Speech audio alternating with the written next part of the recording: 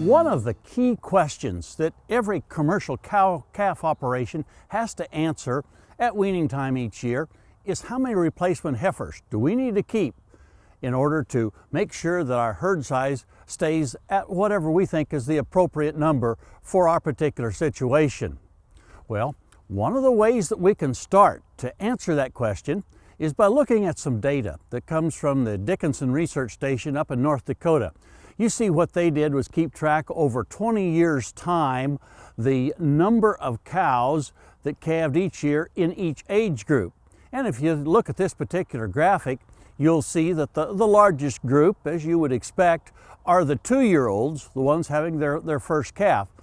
And this tells us that 17% of that herd over a long period of time were the ones having their first babies. So that gives us a starting place as to how many heifers we need to keep back.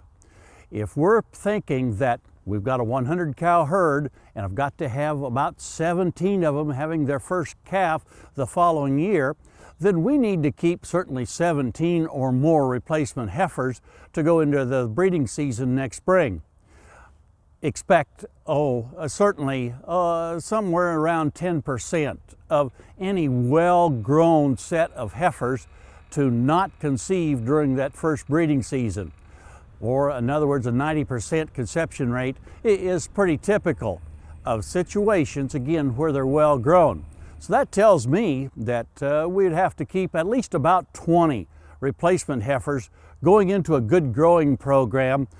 to make sure that we had an adequate number to go into the herd the following year. Now, we're into that discussion that is one of the most controversial as far as management in the beef industry. And that's how much growth should we put on replacement heifers between weaning and their first breeding season.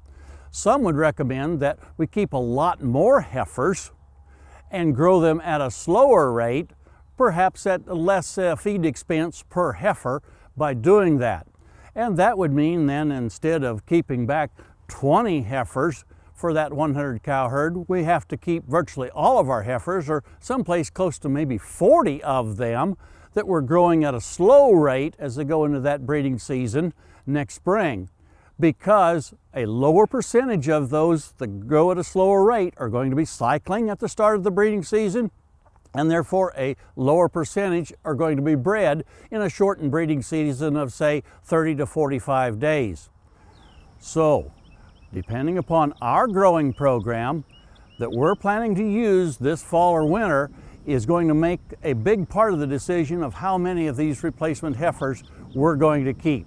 If you're going to grow them at a rate of, say, about 2 to 2.5 pounds per head per day between now and the breeding season, then I think we can use that smaller number, because we'll have a higher percentage of them cycling and a higher percentage of them should get bred in that first breeding season. If we grow them at a rate of 1/2 to 1 pound a day between now and that breeding season next spring, we'd better keep back 30 or 40 heifers in order to meet that requirement of getting 17 of them bred and will go into the cow herd the following year.